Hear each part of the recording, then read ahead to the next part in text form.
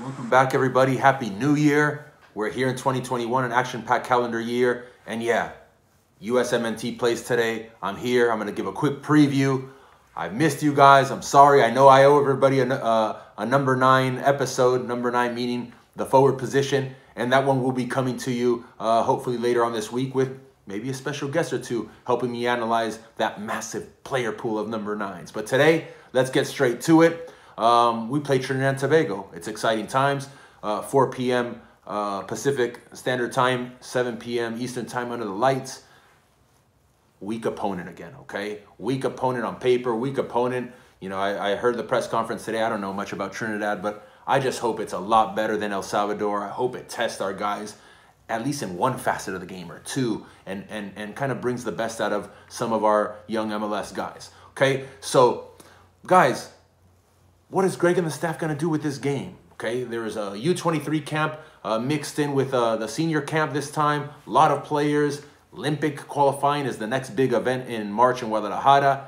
Is that going to be the priority? Is it going to be kind of the MLS veterans? You know, the Aaron Vons, the Rodons, the Ariolas, the Josies. Are those guys going to get the priority? Those are the questions that we want answered tomorrow. I kind of see it going to be a combination of both if I'm basing it on last January in Camp Cupcake, okay? Where there were several debutants that had good performances. Aronson, Vines, Yanez, those guys put themselves back on the national team picture. And there were young guys with very little, if any, international experience making their debuts. So gearing towards tomorrow. We already heard from Greg today. We know that Turner is going to be the goalkeeper. We know that it's going to be Aaron Long and Miles Robinson at center back. Okay, the Walker Zimmerman's kind of been pushed aside. That's 2 straight camps where he doesn't get the starter appear. So I don't know, with all the European center back possibilities, that may have the writing on the wall to the Walker Zimmerman not being an important piece, kind of like I suggested in the episode where there's guys that have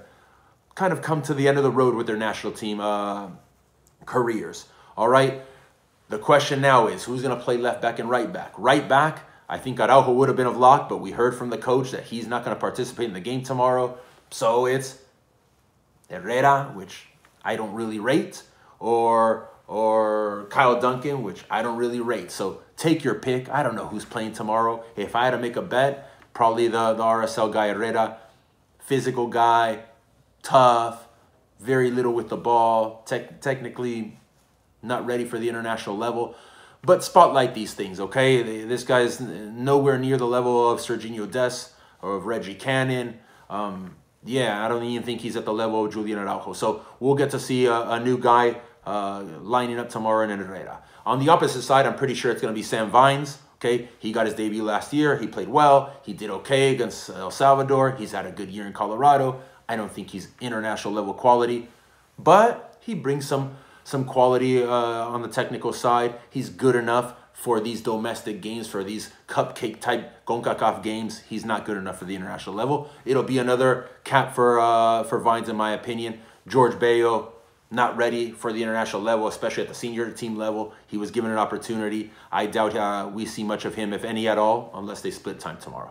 Okay, the midfield. The midfield's, I think, where we have some kind of veteran guys that we all expect to see play tomorrow. Sebi Leggett will probably be a lock starter, the best player on the field against El Salvador in December.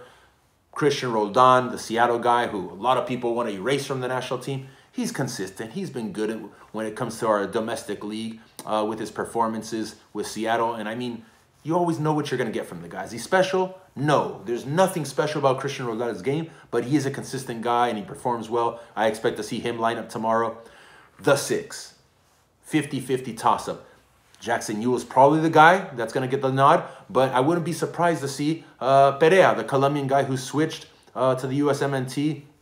Didn't get to play in December because he hadn't filed the official switch. Now it's there. It's official. We've seen it online. And we want to see because we've heard, I haven't spotlighted much of Orlando City, but we've heard great things, that he covers ground, that he smashes you. And we need more of those because we don't have too many of those in our setup. True 6s that just destroy and play simple. That's what Perea is going to offer.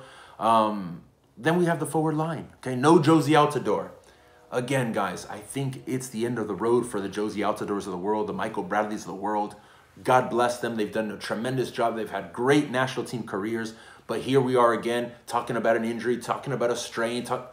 There's just no way. I think it's going to be the end. I don't think we'll see any more of Josie Altidore, not tomorrow or not ever. But he's been, productive, like people say. He's got his pom-poms out. He's been a cheerleader of the young new crop that has been taking their trade to Europe. And that's a good thing to see from some veteran players who are already on their way out to support the new guys. We have all these nines. We're going to break them down. But for tomorrow, Jesus Ferreira or Daryl Dike?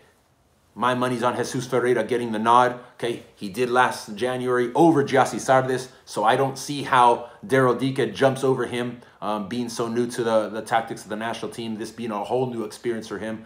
I think Greg suggested they both play, probably 60, 70 for Jesus and 20 minutes for Daryl Dike tomorrow.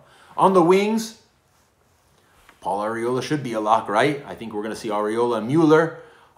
Those are the guys that make complete sense after Mueller's performance against El Salvador. Solid, right? He's had a great season in MLS. And then Paul Arriola is the guy. When we talk about an MLS lineup, he's been the consistent guy. If Jordan Morris was here, he'd get the nod as well. He's not. He made his debut today/yesterday for Swansea. So, guys, all in all, that's what we will probably see. The things that I want to spotlight tomorrow is two positions, okay? The 6. Is it going to be Jackson Ewell? Is it going to be a possession-type player, a guy that's technical, a guy that could spray balls, a guy that has that type of profile? Or is it going to be Perea, the more destroyer type? Okay, interesting to see, guys, because I think the underlying theme is going to be to see several of these guys who are going to have to be key figures in Guadalajara in March if there is an Olympics, if there is an Olympic qualifying tournament. That has to be, if I'm Greg Berhalter, I'm not, but if I'm Greg, that has to be the top priority right now. We have failed to qualify the Olympics. We have a tremendous pool of young players that need this experience. Why? Because we have 30, 40, 50, 60 players that have been looked at. And if we don't go to the Olympics, then we only have the Gold Cup. We only have World Cup qualifying coming up. We need this experience. We need to go to the Olympics. That has to be the main thesis for tomorrow's game. So I expect to see a lot of U23 players. Let's see who plays the 6 and let's see what attributes they bring to the table, okay? The other position is the 9. Is it going to be the powerful, strong, hold-up type Daryl Dike prototype? Or is it going to be the Jesus Ferreira false 9? We know how Greg loves his false 9 and has experimented over the course of time with that. Jesus brings that Roberto Firmino-esque type profile, okay? He's not a typical forward. He's not going to beat you by pace. He's not going to outrun you. But he's smart. He could drop in. He can link up. He could overload the midfield. He could get himself in good goal-scoring position. His movement's good. His pressing's good. So those are the two positions I want to see, more so because we need to continue to have depth there. All right? I think that's all I got for you guys. Let's keep it short. Let's keep it sweet. Let's keep it simple. We'll do a longer episode. We'll dive deeper when we dissect and watch the game. It's all out tomorrow. Let's put on the red, white, and blue. Let's support our guys, and let's see what it looks like, okay?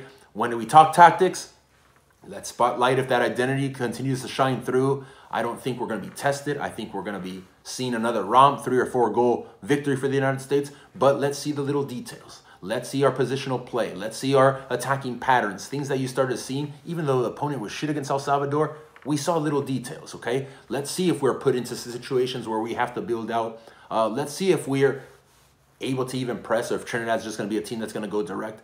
Let's see it all, and we'll have to obviously dissect that in the post-game recap, all right? I'm glad to be back, guys. We're coming back. I'm telling you, I'm going to have some guest guys, so it's not just me out here boring you guys with my terrible voice, all right? Hopefully we get some better-looking guys here on the cast as well, all right? Enjoy the game. Let's go.